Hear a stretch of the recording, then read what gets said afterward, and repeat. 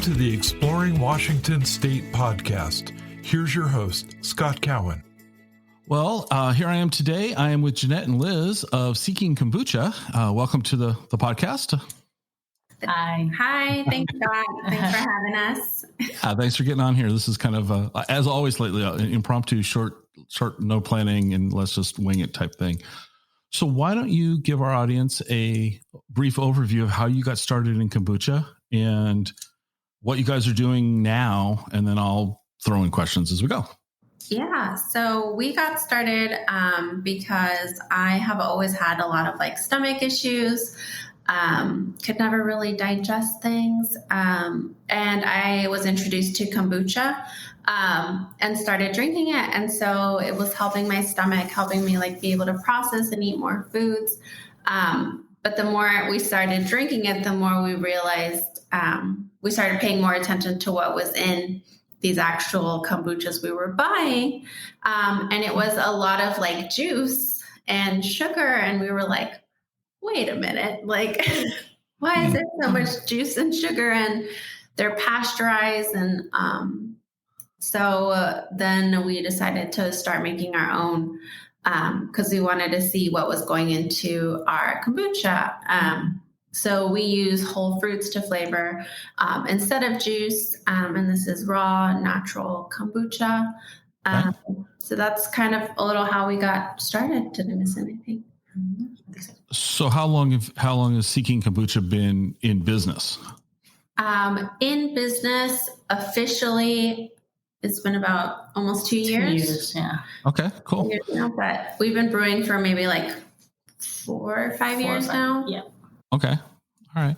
I've got a lot of questions about this because my wife tried to brew some at home one time, and If you don't watch it sometimes. I buy it from the store now. It just didn't work. So for health reasons, you got started, and then you realized that not all kombuchas are maybe what you think you're buying when you're buying it. Yeah. And so you guys have kind of come up with this whole quality ingredients, knowing what's in it and all that. So that's awesome. I applaud you for that. That's, it's very cool. Yeah, we like to use a lot of the local farmers here, so we're supporting the community with that. So you do source as much as you can reasonably from local farmers and all that? Awesome. And yeah, I've got lots of questions, so this is just going to bounce around. We're going to land the plane, but it's going to be bumpy. So how long is it typically when you're brewing it? How long is it? And then also at what scale are you brewing kombucha? I mean, you're not just, what size batches are these things? So we do fairly small size batches. We have about 30 gallons a batch. That doesn't seem small. That seems like a lot. I mean, compared to people who are doing 200-gallon tanks. Yeah. Okay. This is fairly small in comparison, but it generally takes about 7 to 10 days for the first fermentation process. Yeah. Okay. And then after that, it'll go to a second stage of where we flavor that with fruits, herbs, and spices, and all that. So the first stage is just raw fermentation, basically. No flavorings. The varieties come in the second stage. Yeah, exactly. Okay, cool. All right. And how long? I'm sorry, old brain, slow. How long was the second stage? The second stage kind of varies, but generally about 2 to 3 days. 2 to 3 days. Okay. Mm-hmm. And then you're bottling it off. Yes. Or I saw online you guys have kegs. We do, yeah. So we do put it in kegs. So we're on tap at a few breweries, cafes, and then also do have bottles for people to take home. Yeah, I saw you've got. I kind of like your Instagram the idea of showing it where you've been, with the bottle and all of that. That's kind of cool. We'll go down that road in a little bit. So, you guys are actually doing the actual bottling and kegging yourselves? You have all the equipment to keg stuff? I've always been fascinated by kegging. I don't know why. It's an interesting process. I'm sorry. What was that? It's really simple. Is it? Yeah. Oh, come on. You've got to add some mystique to it. What's the secret? There's got to be some secret to it. Is it really? I mean, so how long does kombucha last in a keg if it's kept under pressure? It's got to be pressurized, or is it not? So not necessarily, as long as it's kept like cold, it should last a while. I mean, we've drank kombucha that's been like 3 months, 4 months sitting in our fridge that is still good. It's just if you like, the colder you keep it, the longer it's gonna, I guess, not ferment as fast, because kombucha continues to ferment no matter what. Okay, so it does continue to ferment in the bottle, if you will. Okay. Yes. So as the colder you keep it, the slower the fermentation process will be. Okay. But if you leave it out on your counter, it's going to ferment a lot faster than if you were to stick it in your fridge. Okay, very cool. So you mentioned you're in some local breweries. Drop names. Yeah. The Growler guys. Lake City. Ito's in, what is it, West Seattle? West Seattle. Bebop Waffle Shop, also in West Seattle. Bebop Waffle Shop. Yeah. That's a cool name. I like that. Okay. Also, women LGBT-owned business. Awesome. Okay. Whereabouts in West Seattle is that? Not to plug them too much, but just out of curiosity. Is it in the Junction? Which one? We'll have to look this up. I'm terrible with directions. Yeah. Okay. I'm not really familiar with West Seattle very well. Well, you can't get there because the bridge isn't working anymore. So you got to go to Burien around. Yeah. Quite a drive. I don't know. I think it's on California Street. California? Okay. So it's probably in the Junction area. California is one of the main drags that runs north-south through West Seattle. So I'm going to guess it's in the Junction. Okay. So in our emails back and forth, you made kind of reference, are you guys moving to a new production area? Did I read that correctly, or? Yeah. So we're moving to this new location because right now we just rent a commercial kitchen space in West Seattle.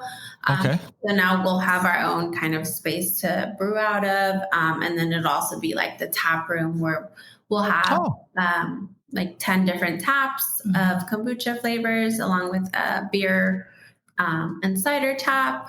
Very cool. Yeah. And setting that up is easy, because there's no red tape or any headache, anything like that with, the health department or liquor license or anything like that. It's just easy. Yeah. Yes. So I see also you guys do a lot of, you might not be doing as much right now, but you were doing a bunch of farmers markets. Is that kind of where you got started distributing your product? Did you go the farmers market route? Yeah. I actually, friends and family were already buying our kombucha from us. And I wanted to just put a fun little logo on our bottles when they would come grab some booch from us. So I designed a quick little logo, started taking pictures of it and made like an Instagram just for fun. Sure. What was it? South Lake Union Market actually reached out and was like, "Hey, I like your Instagram. Are you selling? Where are you selling at? Come sell at our market." So then we were like, "Wait, what's going on?" And then we jumped right in. Then that season, we ended up with 7 different markets. Yep. So 7 different markets. Okay. So where were you that first year? Besides South Lake Union? I think I saw you were in Tacoma and Proctor. That's this year, yeah. This year? Okay. How's the Proctor market for you? It's great. We love it there. It's a great market. Yeah. Rain or shine, it's a great market. Have you done Edmonds? Have you gone up to Edmonds at all? No. We haven't gone that far. We mostly did what was it? Lake City, Finney. We're at Capitol Hill year round. What's the other place? Magnolia, Fremont. Did you say Capitol Hill? You did. Yeah. Yep. Year round. Capitol Hill year round, yeah. Okay. Very cool. So how's your product been received at the farmer's market? I've got some friends that do stuff at the farmer. They've gotten started at the farmer's market and then they branched out into distribution, grocery stores and restaurants and things like that, different type of products. But how do you like doing the farmers markets? Do you like interacting with the people? I mean, I'm kind of a cranky old guy. I like to sit by myself, but I couldn't do it. But they just seem like a great way for small businesses to get a low cost way of testing the market to see if it's going to work. Like if you decide to come up with some odd kombucha flavor combo, beet and turnip or something. I don't know. Yeah. And you could at least brew a small batch, try it at the farmer's market. And if they go, hey, this is great, you could take it off. Yeah. Have you guys found that to be accurate for you too, that, farmers markets are a good place to get exposure affordably?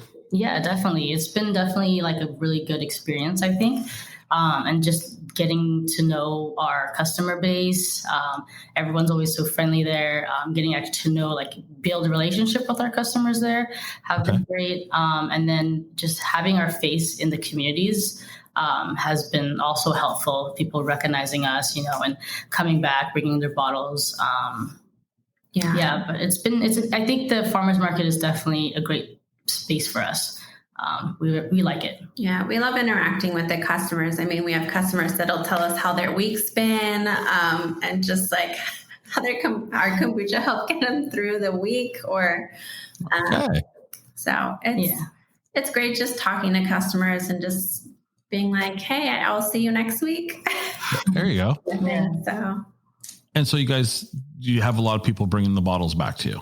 Yeah. You got a pretty good return rate on that. And I saw somewhere on one of your online profiles something about you deliver, and it's like the milkman. You set it out on the board. I just thought that was kind of funny. A great way to recycle the bottles instead of wasting more glass. So how from a sanitation and all that, I mean, is it hard? What do you have to do? I mean, I always feel like the health department's always looking at it under a microscope, like, okay, you guys got to do all this. But like when you're recycling, or not recycling, but cleaning up the bottles and all that, what do they require of you to do that so that they're quote unquote clean again? Well, we do put it through like a 3-step process. Yeah. So it goes through a heat, sanitized, really hot dishwasher. Goes through there, gets the heat in there, sanitizes it essentially, and then we'll deep clean it into our soap, really good cleaning soap, then rinse and then sanitize. Yeah. Okay. Mm-hmm. Okay. Yeah. And so that's great that you're not going through 100% bottle. I mean, you can keep using them over again. That's awesome. So I don't want to ask this. I see you guys deliver, which I think is kind of funny. So I'm thinking like, can I, I think it's funny in the sense like with Uber Eats and all that. Now I can go get kombucha delivered type things. But how's that working for you? Are people taking you up on the delivery options now? I mean, has that been well received? Yeah, we just started redoing delivery because in the summer we were way too busy trying to manage the markets. So summers we generally hold off on deliveries just so we can keep up. And then the winter, we just started reopening deliveries. And it's been going good because we noticed a lot of our regulars who we normally see at the markets stop going to the markets and instead are doing delivery. Just as winter starts coming in, people don't want to go out as much. So it makes it easier. Yeah. Well, and I think that's really smart, though, that you give your clientele a different way of still getting your product. And many of our episodes lately have all been about COVID and how we've quote unquote pivot. I hate that word, but pivoted during COVID to survive and all that stuff. But offering delivery, I think, is a great alternative. Going back to the farmers markets once they opened up they probably aren't as busy as they were. Yeah. But I think you're making your loyal raving fans. They're the people that are going out and they appreciate you being at the market and being reliable and count, that. Mm-hmm. So I'm looking at some photographs, and so you're going to have to help me out. You didn't know this was coming, did you? No, I'm just kidding. Surprise. Yeah, surprise. No, this is really pretty simple. I am looking at some photographs of you have 6-pack of varieties going on here. Mm-hmm. And this is going to be the strangest question, but what's the blue one? We get that a lot. It's a spirulina, blue spirulina. It's a blue thing, and it's mango and what did we put in it? It was a white tea. A white tea? Was that? I think it was a white tea. Mm-hmm. Okay. Well, we do have a couple. Yeah, I think we have another flavor that's also blue too. Yeah, we have another we have 2 other blue ones. Oh, okay. Yeah. So how many flavors do you typically have going at any given time? And do you rotate them out seasonally? Like, are there summer kombuchas and winter kombuchas or for the most part, just because, farmers markets, so like seasonal fruits and all of that.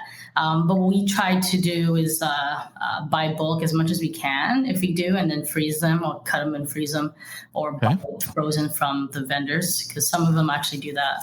They'll freeze whatever they have left over. But we normally have about 5 flavors every week that we rotate every week. So what are those 5 standard flavors that you have every week? They vary because we. Oh, come on now! You gotta have something you gotta have something that's the go-to all the time. We have over 30 flavors, so we. What? It's not like Baskin Robbins ice cream now. Come on. Yeah, seriously, over 30 flavors. Yeah. So we try to rotate as much as possible, especially for the summer when we're busy and doing markets. It's hard to get all the flavors out there. But yeah, I think one flavor that we typically keep every week would be Purple Rain, which is our more popular one. Okay. That one's. So what is Purple Rain? What's it got in it? That one's a pea flower, lavender, and hibiscus, and it comes out light and purple. It's nice.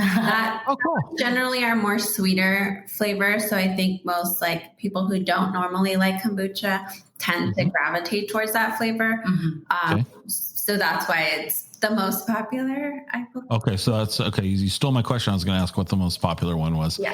Okay, so that's the go-to. That's the most popular one. So that's the one that we would have almost every week. Mm-hmm. Okay.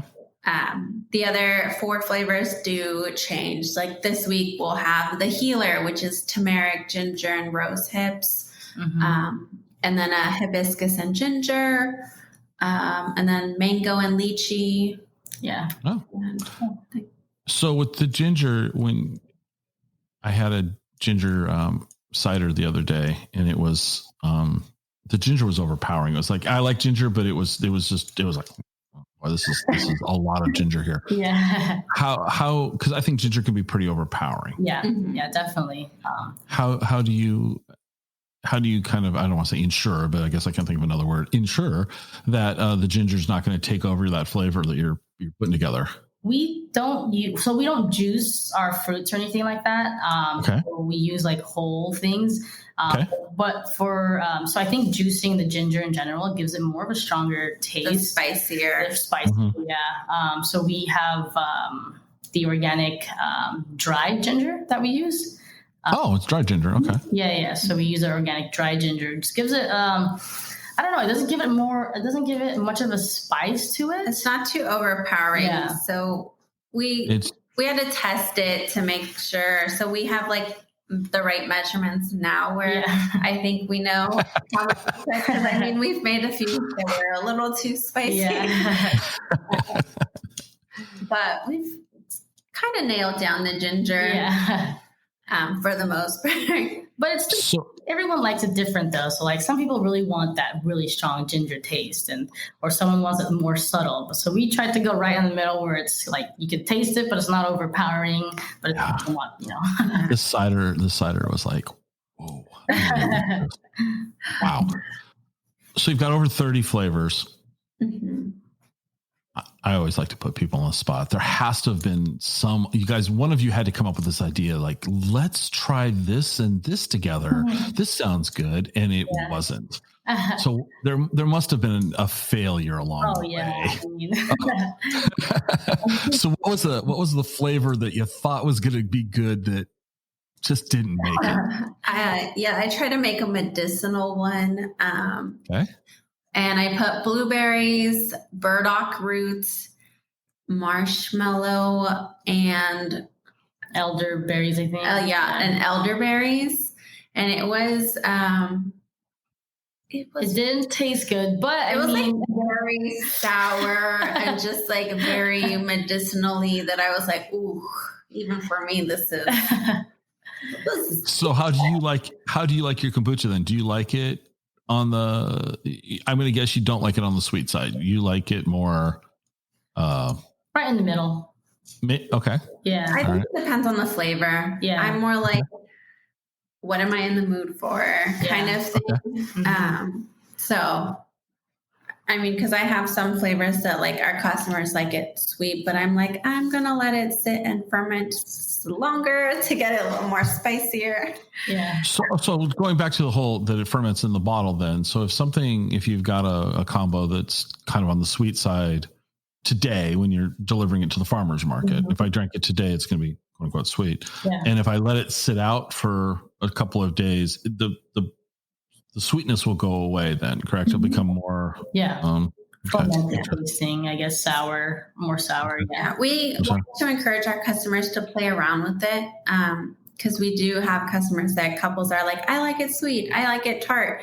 I'm like, well, you can always get a sweeter one. If it's too sweet for your liking, leave it out on the counter, let it ferment for the day, burp the lid to release some of the carbonation buildup. Taste it to see if it's to your liking. If it is, then pop it back in your fridge. Yeah. Oh, okay, cool. Yeah. So that's one of the benefits of not using juice because it's not going to go bad on your counter. Yeah. Okay. All right. Good to know. Yeah. So Jeanette, what's your favorite of all of yours? I'm going to put you on the spot. You got to pick one. What's the one kombucha that you're going to? It's probably our Raz-Chi flavor. It's raspberry and lychee, and I came up with the name because I just blended the words together, and she thought it was a terrible name. Yeah. But it's probably my favorite. Okay. And Liz, what's yours? I like the Midnight Oasis, which is mango, grapefruit peel, and pea flower. Okay. I like that one. It has a nice, the grapefruit peel adds a nice little, tanginess to it, but the mango has a little bit of sweetness. So I like that one. Okay. Yeah. Very cool. What about you? Do you like yours more tart, more sweet? See, if I start sharing what kombuchas I've had, you'll probably just hang up and disconnect because I'm going to be like the, what's the name of the one that's got the chia seeds in it? That you see everywhere, the gas station brand of kombucha that, you can buy anywhere. So it's not, I never realized until just now that there would be a juice factor to it. So maybe is it GTS? No, I don't think that's yeah, I think that's one. I think that's one. Yeah. And I tend to probably go for the sweeter. Sweeter. I'm probably, tend to go, I like ginger, but it's so for me, it's it's either, this is good to very, very small, good to very quick. Oh no, too much. Yeah. So I tend to go for the sweeter stuff. I'm going to ask Mackenzie. Mackenzie, how about you? What kombucha do you like? What? Mackenzie makes her own kombucha. Nice. So, okay. So more on the tart side? More tart. More on the tart side, Mackenzie? Yes. Yes, more on the tart side. Yes. Yeah. Yeah. So your tap room, are you partnering with a brewery for the beer, or are you going to have rotating taps for that? Tell us about this, I don't want to say soon, but you will be opening it because folks, the tap room as of this recording is not open. We do not know when it will be open there. So when the tap room opens, yes. Are you working with a particular brewery, or are you going to have rotating handles? What are you guys going to do? Our plan is to just have a rotating tap that way we can, support other businesses. Yeah. And I think that's awesome. Working with, so. Yeah. That's great. Yeah. There's a few people in the farmers markets that we've connected with that we are most likely going to have possibly just to rotate for some of the beer taps that we're going to have. So. Okay. Yeah. And you're going to be doing both mocktails and alcoholic beverages? Or is that so phase 2 for the alcoholic beverages? Well, the cocktail mixes right now is, I guess, on hold. Okay. We're waiting to get our permit for that. Sure. Yeah, that's the whole. But we're going to possibly do beer or sangria mixes, wine or champagne mimosas with our kombucha, stuff like that. Yeah. we do these so you can see each other and you're looking at my face. Nobody else can understand. Wine? Did you say wine? Yeah. And kombucha mix? Yeah. There's a. Okay, please explain. Just explain. Like a sangria type, so we're like with the Pinot mixed with some kombucha and then add some fruits in it. So make it like a nice, sangria, so essentially, but like a kombucha sangria. Yeah. Interesting. Or even like a kombucha mimosa. Mm-hmm. Yeah, with some champagne and a splash or a good splash of kombucha. Really? Yeah, it tastes pretty good. Interesting. Okay. Yeah. We'll also have other fermented drinks because we make other fermented beverages. But like what? We make tepache, June, turmeric soda, ginger beer. But just because it's just us right now, we haven't had like the capacity to sell that at the markets. But since we'll be hiring some help, we'll be able to offer that to our customers. Well, that's very cool. So it's just your company's just the two of you? Yes. Oh, wow. Yeah, we do like 7 markets in the summer just between the both of us, and we also brew, do the deliveries. To our breweries that we have. It's pretty crazy and hectic in the summer. When do you sleep? Or do you sleep? In the summer times, not really. Not so much. Okay. We catch on sleep in the winter. Yeah. In the winter. Okay. Hibernate. Yeah. Okay. Jeez. I didn't realize it was just the two of you. That's we did hire some help this year to work at one of our markets. Yeah. But it was still very busy. Very hectic. Wow. Okay. Yeah. So one of the things we always like to ask people is when you're not working and when you're not drinking kombucha and when you're living your life, where's a place in Washington State? You probably say Seattle, and that's fine. But in Washington State, where's a place that you like to go to get away from it all? What's that waterfalls I like going to? Twin Falls. Yeah. I really like going to Twin Falls, sitting by the river. Okay. Yeah, just hanging out. It's a very easy hike. That's why we like it. We like easy hikes. Easy hikes are good. Yeah, but it's very beautiful. I mean, it's easy, but it's beautiful. But that's like the whole of Washington. Like, you just stop outside, and it's a beautiful scenery already, and that's why we fell in love with Washington. So, yeah. And where were you before? California. Orange County. Yeah. Mm-hmm. Oh, yeah, that's a big difference. Okay. Yeah. We would go back and it'd be like, where's all the trees? Yeah. There's nothing. Right. Yeah. But you had Disneyland. Yeah. That's very true. Yeah. The fake things at Disneyland. Yeah. All right. So where do you like to go to grab a bite to eat? What's a place that you like to go that's not, I always have to add the qualifier, like not a chain. Yeah. Not, it's got to be, What was that? I said Taco Time, but I was just kidding. Well, it's a local chain. I'm just kidding. If you said Taco Bell, we'd buzz you. Yeah, right. No, that's true. So, I think we like, Fogon. Fogon is probably one of our go-tos. No matter what. It's a nice little Mexican restaurant in Capitol Hill. But it tastes like homemade. Yeah, it tastes like a home. Like you go into someo's house and they're cooking like a homemade meal for you. That's what it tastes like. Really? Made with love. Yeah. Yeah, that's what it tastes like. I have yet to be disappointed by Fogon. Yeah. So part of the reason I run this podcast is so I can always get good ideas to go eat. So that's really, for me, that's this question is all about Scott. Like, where can we go?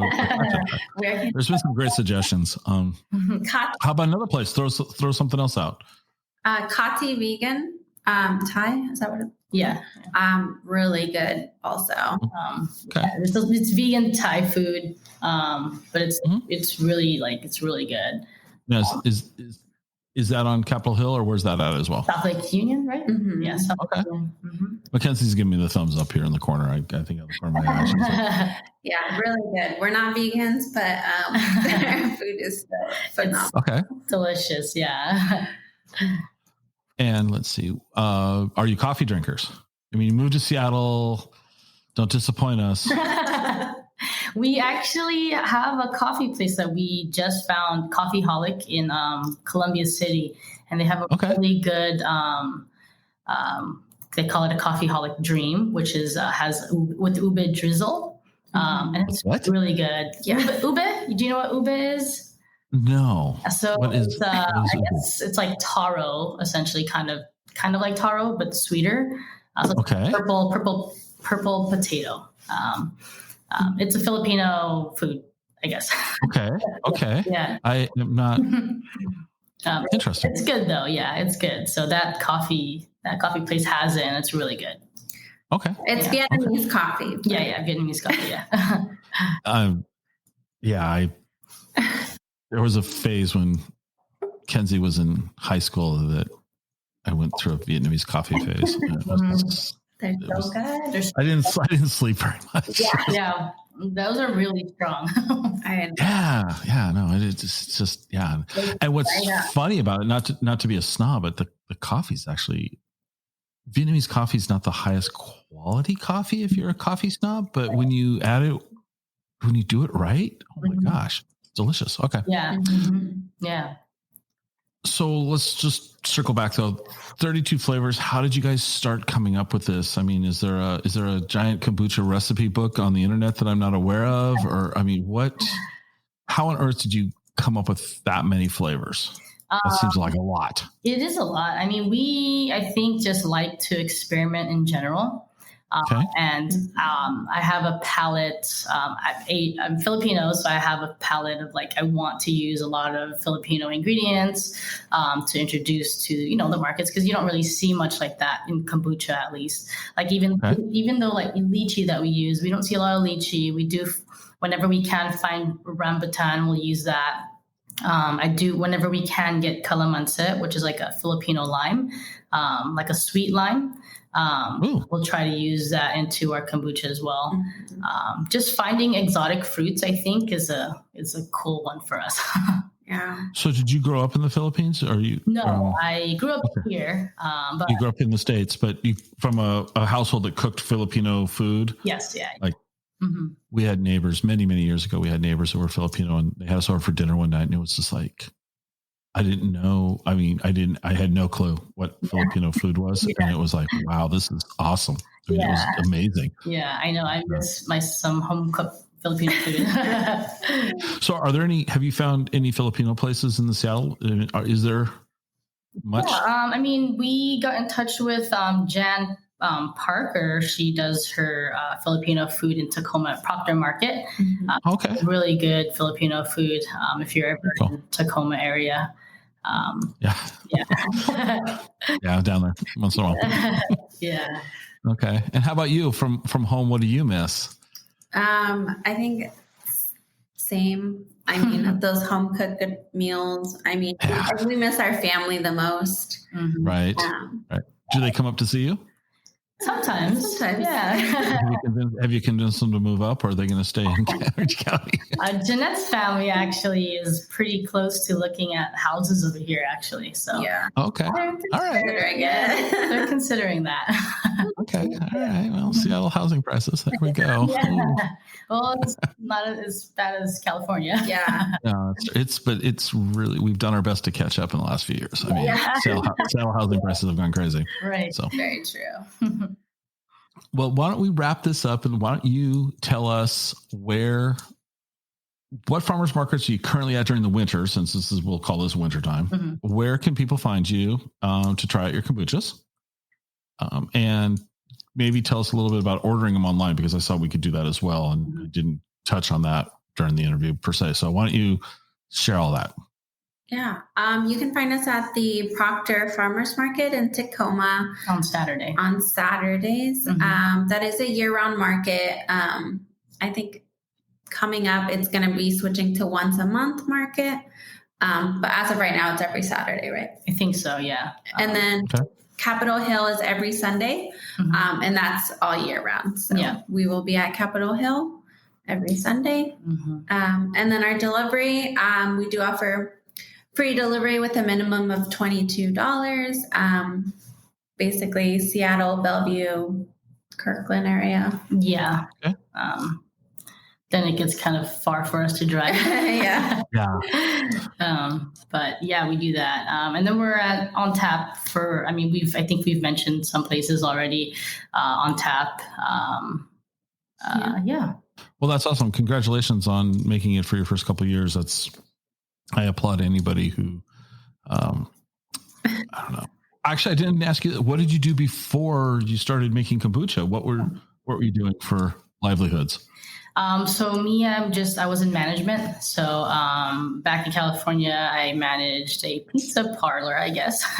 Okay. All right. It's called Pyology. I managed that. And then I moved to the supplement industry to be management in the supplement industry. So Vitamin Shop back in California. And then I transferred over here to Super Supplements. Okay. As you guys know it here. Is that the same company? Yes, I think Vitamin Shop actually bought out Super Supplements. Because I see Vitamin Shop. I've seen them in Washington State. It's almost like the branding's confusing. So I was wondering. Right. Okay. Yeah. Okay. Yeah, management, and then Jeanette. And I was a finance director, so I do accounting, which is why I do mostly of the bookkeeping. She does hands-on. Yeah. Okay. So you've got the back of the house stuff. Yeah. Okay. Well, that's good. It's important. You got to have that stuff to stay afloat. Yeah. But no, seriously, congratulations. I mean, I love it. I love talking to people that have taken the leap and gotten away. Nothing wrong with corporate America. No. But, yeah. But just, if you want to do something and you found something that's helped you and you believe in it enough that you go, I'm going to do this and see if I can help others. And I think that's awesome. Yeah. Congratulations. That's a goal. Once we have our tap house open, I want to offer classes for people to start their businesses. Because I've started quite a few other businesses that I've sold. Okay. So I want to help others because I know I sometimes struggled. I don't know what kind of permit licensing, where to go for help. So we do want to offer that. I think that's awesome. Yeah. That's awesome. Our tap house, we wanted to have do how-to videos, or not videos, but I guess videos now because of COVID, but we wanted to hold how-to classes in our tap house on just basic stuff, like what she said, how to start your business or how to brew kombucha. Or just, little how-tos here and there that we can using us as resources. Yeah. When, some people don't have no one else to turn to, we encourage people to ask us questions, ask us for help. Because that's the main goal. We originally wanted to get a bigger space than what we're getting now, to make it more of a community place for people to come hang out, to ask questions, to learn. So that's I guess the end goal. That's awesome. Because you want to start a business, and there is no, I don't want to say, there is no real clear roadmap as to what permit do you need to do this, or do you need a permit? And it depends municipality. Like in Tacoma, you've got to have a business permit to run a business out of your house, for example. Did you? And then if you do that, you have to have a fire extinguisher in your house. I know this because I had to get that, and it was not that it's bad. You just don't know. Oh, I didn't know I needed a fire extinguisher, And so it's daunting for a lot of people to make that jump. And that's awesome that you guys want to help other people. I think that's great. So, well, again, thank you for hopping on. I'm going to put some show notes when we publish this. I'll put some show notes with links for people to find you, how to find you and all that. And then, but thanks for being on. And this was a lot of fun. Yeah, thank you for having us. Yeah, thanks for having us. Anytime. Okay. All right. Well, we're going to sign off, everyone. Thanks for listening. Take care.